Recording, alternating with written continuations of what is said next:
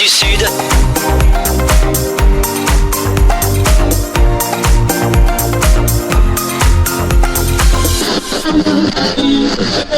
L'invité du jour, le rendez-vous de Radio Call Direct. Je suis avec Jacques Bilirit, vous êtes en charge au département de la culture, c'est ça ? Oui, je suis effectivement avec une délégation sur la culture et puis président de la commission des associations, c'est-à-dire liées à la culture, le sport, la citoyenneté et la jeunesse. Alors du coup, aujourd'hui, il y a une conférence de presse pour parler des subventions pour les associations, c'est ça ? Alors, nous avons effectivement fait cette conférence de presse puisque nous avions ce matin une commission permanente et cette commission permanente, on a déjà, en fonction du budget qu'on a voté il y a quelques jours, quelques semaines, on a déjà pris des décisions qui sont des décisions liées aux difficultés budgétaires que rencontrent tous les départements, dont le nôtre.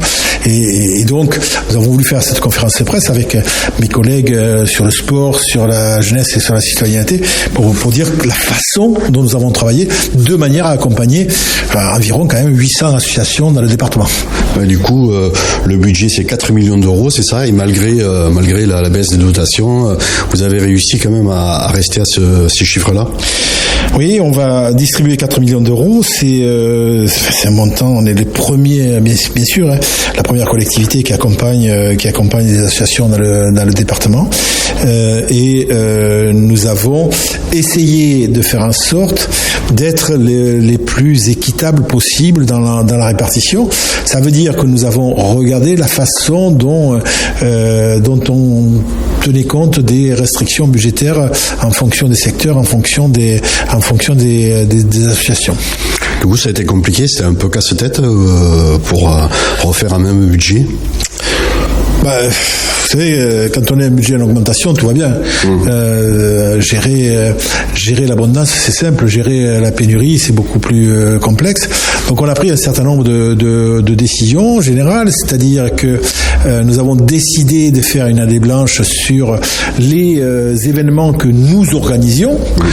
Donc, c'est la caravane du sport, c'est Cœur en Seine, c'est les nuits d'été, c'est village fleuris. Enfin voilà.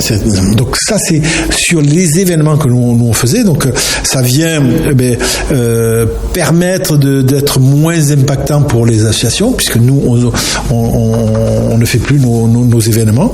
Et puis après, on a regardé comment on pouvait intervenir. Donc on a décidé par exemple au niveau du sport, d'avoir de faire 3 catégories dans les associations, et puis en fonction du nombre d'adhérents, de fonction du nombre d'éducateurs, de répercuter des choses.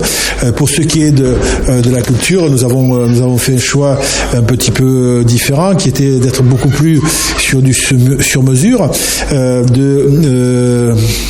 on va dire faire en sorte de privilégier l'activité économique, de privilégier la partie de l'emploi. Par contre, on ne prend pas en compte les nouvelles demandes sur l'année 2025.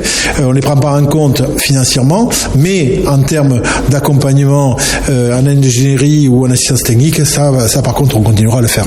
Alors, du coup, les événements que organisait le département, c'est 250 000 euros que vous allez réinjecter dans les subventions. C'est effectivement cette somme-là, on n'a pas besoin de l'économiser, et donc ça veut dire qu'on n'a pas besoin d'aller chercher sur le monde associatif ces 250 000 euros, et donc ça dessert un peu l'étreinte financière. Parlez-nous de ces réunions que vous avez faites, et que vous allez faire d'autres réunions là avec les associations. Alors, la présidente Sophie Borderie a organisé avant le budget 6 réunions territoriales, de manière à dire quelles étaient les situations que l'on rencontrait et donc les efforts que nous devions faire. Depuis, on a eu le vote du budget, on a eu la commission permanente ce matin, et nous on va là sur le monde associatif. Je rappelle que c'est quand même plus de 800 structures.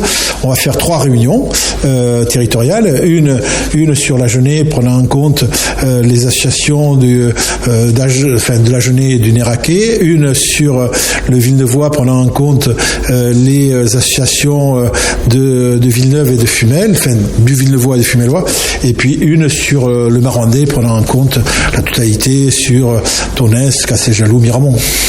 En retour, les associations, elles avaient des craintes justement que baisse leur subvention. Vous avez eu des retours, vous ? Oui, bien, on discute.